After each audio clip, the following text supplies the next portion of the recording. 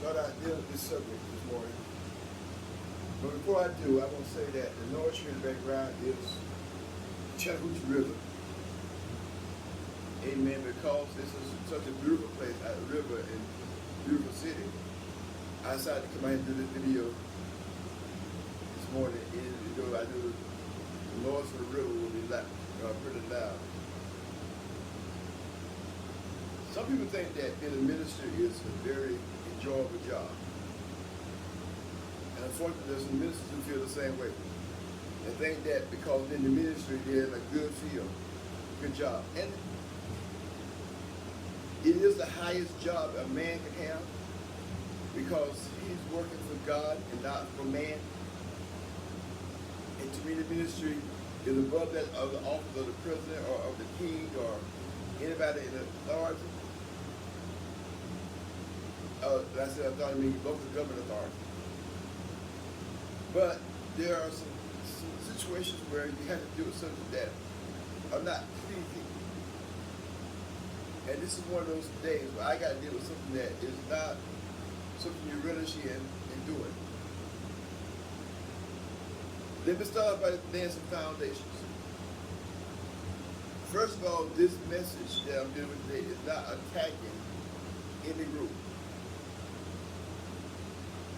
It's not, I know some people may look at it and call it homophobic, may call it misogynistic, may call it fear-mongering, may call it hate-mongering. No. Anybody who knows me know I don't hate anyone. I love everybody, regardless of what their thoughts are in life, their pattern of life is, or what their views are in life. I love everybody. I don't hate people based upon race or religion or creed or gender orientation or anything. I don't hate people for any reason. I love everybody. And to me, a child of God has to be that way because that's where our Father is. Our Father loves everyone. And just because he loves everyone, that doesn't mean that he agrees with everything they do. But it doesn't mean he loves them. And so it's the same thing true with me. I may not agree with all the things that people do, but yet I love them anyway. I mean, this thing, I use this example. Me as a black American, it's easy for me to hate people who are members of the KKK, the Ku Klux Klan. No, I don't hate them. I don't like what they do. I don't like what they stand for. But I don't hate them. And so ground number one is that this message is not attacking any particular group.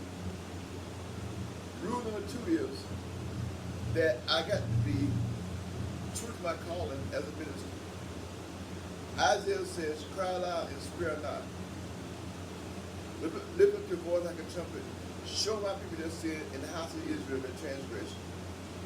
And so as a minister, I got to cry loud and spare not. And sometimes in that crying loud and sparing not, you're going to rattle some feathers. It's not intentional. I mean, it's not say back there, I hate this group of people, so I'm going to attack them. No, it's not that. But you realize that the context of what you're about to discuss will rattle some feathers. And so you have to judge what God called you to do and weigh it against public opinion. And I realize what I'm about to discuss, everything of it is, majority of it is acceptable by public opinion. There's maybe some tiny parts of it that's rejected. And third thing I want to say is sexual orientation, let me say it in a better word, sexual sin, regardless of how it is carried out, is still wrong. Sexual sin is wrong, regardless of how it's carried out. And so people in that group say, well, hey, you have no reason to tell me I can't be a certain thing. It's not me telling you, beloved, that you can't be a certain thing. It's not me saying that you cannot do this or you can't do that or you can't do the other. I'm telling you this, and understand something. Every human being, from Adam to the last person who's living when Jesus come back, and all those who people in the tribulation period, who go to the tribulation period and stand before a judgment seat of God. Everybody on this earth, if you were born into this world, are going to be judged, including me. And so part of my discussion, actually the whole framework of my ministry, is to tell you how to let me say this first. There are two judgments in the Bible. There's the judgment seat of Christ and the great white throne judgment. Everybody's going to stand before one of those two judgments. And I said in the past, if you stand before the judgment seat of Christ, you're going to heaven. Now, you may just scarcely make it in, as they say, but you're going to go to heaven if you stand before the judgment seat of Christ. Everybody who stands before the great white throne judgment are going to go to hell. It doesn't matter how small or how large the sin may be. If you make it to the great white throne judgment, you're going to hell. So my job as a minister is to keep you from the great white throne judgment and get you before the judgment seat of Christ. Because the judgment seat of Christ is where you're going to receive rewards. The great white throne judgment is where you're going to receive damnation. So my job is to get you before the judgment seat of Christ and keep you from the great white throne judgment. Now, understand some things here. Our laws, the laws of the land, may make some things legal, but that doesn't make it legal before the high court of heaven. It's just like you in the natural laws. You go before a municipal court, and they can authorize something. You can appeal it up to the different appellate courts. They may authorize it. But when it gets to the Supreme Court may say, oh, that's wrong. Because it's the Supreme Court of the land, it declares all the laws that were presented before it as being wrong, because they're looking at not the city level or the state level, but they're looking at the federal level. They're looking at the whole country. So just because something is approved at the city level in the municipal court doesn't mean it will be approved by the Supreme Court. Well, the same thing is true about our natural laws. Just because man authorizes some things in the natural, that doesn't mean that it's authorized in God's court. And so my job is not to tell you how to avoid the natural laws, and yet that's part of my ministry, to tell you how to stay out of trouble. But my part here is how to get you to miss the great white throne judgment and stand before the judgment seat of Christ. Now, those are ground rules. Go with me to the book of Matthew, chapter 19. Matthew chapter 19.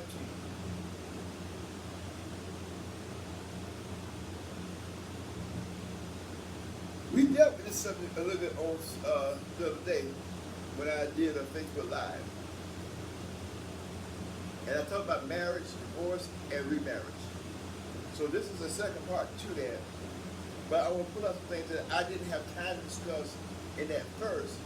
So I sort of glazed over it, knowing that I'll come to this part and do this. So Matthew chapter 19.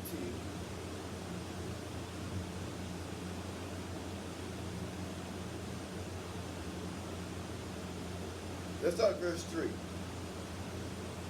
The Pharisees also came unto him, tempting him, and saying unto him, is it lawful for a man to put away his wife for every cause?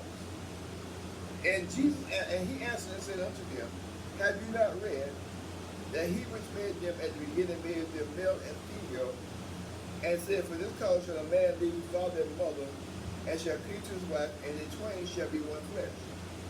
Wherefore they are no more twain, but one flesh. What therefore God hath joined together, let no man put asunder. They said unto him, why did Moses then command to give a writing of divorcement and to put her away? He said unto them, Moses, because of the hardness of your hearts, suffered you to put her away, put away your wives, but from the beginning it was not so. And I say unto you, whosoever shall put away his wife, except it be for fornication, and shall marry another, committeth adultery. And whosoever marrieth her which is put away doth commit adultery. Now, I want to deal with that verse 9.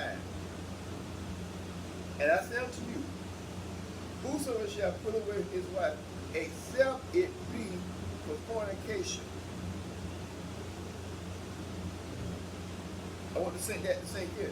Jesus said that a person who puts away her wife, except for, or his wife I should say, except for the cause of fornication, he makes it sound like that's, like I said, Lord, he makes it sound like that is the only acceptable way to put away a person from marriage, break a marriage relationship.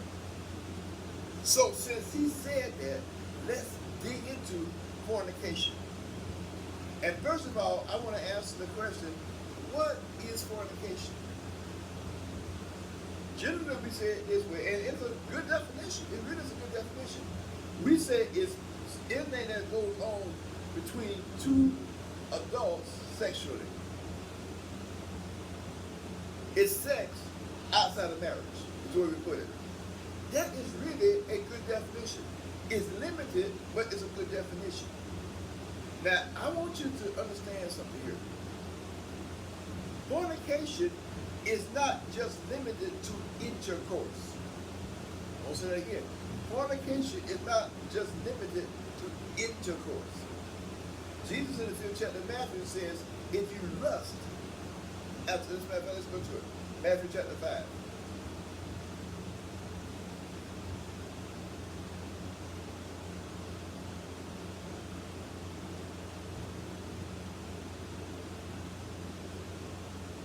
Verse 27. Now note what Jesus says here. Ye have heard that it was said by them of old time, thou shalt not commit adultery. But I say unto you that whosoever looketh on a woman to lust after her, hath committed adultery with her already in his heart. Read that again. Verse 28. But I say unto you that whosoever looketh on a woman to lust after her, hath committed adultery already in his heart. He has committed adultery with her. That woman he lusted at, he has committed adultery with her in his heart. Now, notice there's no sexual intercourse going on at that moment in time. The man just looks at this woman and says, wow, and falls in love and desires her. That is adultery. But now, let's go back to this term fornication, and let's deal with fornication. Fornication, as I said earlier, is sex outside of marriage. Fornication in the Bible is really a catch-all phrase. It covers every sexual sin. It covers child molestation. It covers having sex with animals. It covers having sex with dead people. It covers having sex with your sibling. It covers having sex with a minor. It covers having sex with your child. Now watch this one. It covers having sex with another man or another woman. It also covers some similar words. It covers having sex with a man and a woman. Now, the last two phrases, with another man, another woman, and having sex with a man and a woman, sounds almost alike. But they are two different terms. In the first case, with another man or another woman, I'm talking about homosexuality. Having sex with a man and a woman, I'm talking about heterosexuality. Yes, heterosexual marriage, heterosexual intercourse is wrong. They say, wait a minute, whoa, preacher. That's what you have when you're married to a woman. That's true. But there's a heterosexual marriage that's also wrong. It's having sex with someone of the opposite sex outside of the bounds of marriage. So fornication means a boyfriend and a girlfriend having sex heterosexually, and it's still wrong. See, a lot of times what we want to do, we want to lump the homosexuals into one group and say, oh, they're bad. That's true. They got some things to spend for God. But heterosexually is also bad. And they got some spending to do for God as well. See, man sort of legalize certain things and approve of certain things and accept certain things that God says, I don't approve of and I don't accept. Now, the other day I did the subject. I talked about free choice. God has given everybody free choice. And even though people may by their free choice choose things that God doesn't like, he has to honor it. I said those exact words. Even though people may do things that God doesn't like, because he's given man free choice, he has to honor it. He does. Because, his word is out there. He said, I set before you life and death, good and evil, choose life that you may live. That's the ability to choose. And I even mentioned this there on the broadcast. You can choose not to serve God. God has to honor that. God has to honor your choice not to serve him. However, and here's where the problem comes, and here's where you got to get this distinction is. Just because God honors something, that doesn't mean God accepts it. I won't say that again. Just because God honors something, that doesn't mean God accepts it. That doesn't mean it is innocent before the court of heaven. That doesn't mean it is a violation of the court of heaven. No. It's not a violation of the court of heaven. It doesn't mean that. It is still a violation of the court of heaven. It just means that God honors it.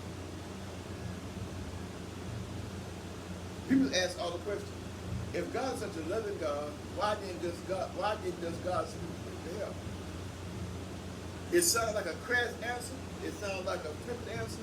When I say God doesn't send people to hell, people send themselves to hell. You must understand something, how this works. Everybody has a right to choose to serve God or reject God. But you must understand that when you choose to accept God, there are benefits from accepting him. And when you choose to reject him, there are consequences to your rejection. God honors your choice to reject him, but there are consequences to your action of rejecting him. I used to use this illustration when my kids were growing up. I said to one of them, son or daughter, go out there in the yard and rake the yard. And when I come back and rake the yard, I'll give you $10. But if you don't rake it, I'm going to whip you. Now that child sits there, heard me saying that. And that child makes a decision. I'm not going to rake the yard. I honor that decision. I gave them that choice. I gave them the choice to say, you have a choice to rake the yard or don't rake the yard. I gave them that choice. I honor that choice. But because they made the choice not to rake the yard, they accept the consequences of not raking the yard, which is whipping. By the same token, if they rake the yard, if they wear and rake the yard, they accept the benefits that came, which is $10. The choice is not mine. My choice, my responsibility is to give out either benefit or punishment based upon their choice. And that's what God is. God's choice, God's place in this is not to make a choice. But God is in the role of giving out a benefit or a punishment based upon the choices we make.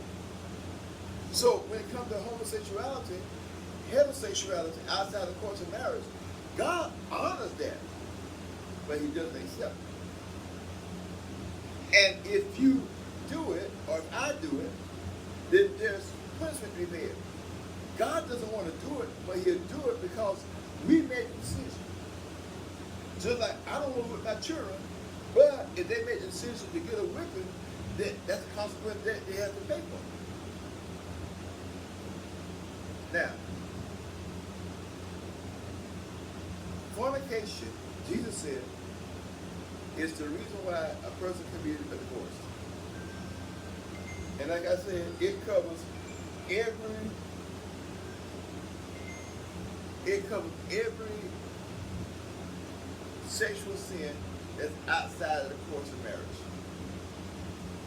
Child molestation, incest, sex with animals, sex with minors, uh, you name it. It all is involved in fornication. So any sexual sin that is fornication is the reason why Jesus said you can be divorced. Any sexual sin.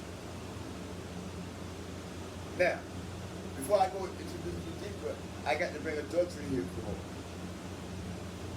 moment. Adultery is sexual outside of the wedding vows or the wedding vows. Let me put that. In other words, when a man marries a woman and then he or she go outside of their marriage vows and commit a sexual act, that's adultery. Adultery is caught up in fornication. In other words, adultery is included in fornication because fornication is, like I said, a catch-all phrase that covers all sexual sin. Not just sex between two young people, all sexual sin. So if I go ahead and have adultery, commit an adulterous relationship on Gloria, yes, I sin outside of the marriage vows that I made to her, but it's caught up in this course, this context of fornication. Because fornication, as I said, is a catch-all phrase that covers every sexual sin. No matter what they are, no matter how they're committed, it's all caught up in fornication. And Jesus said that's the reason why a person can't be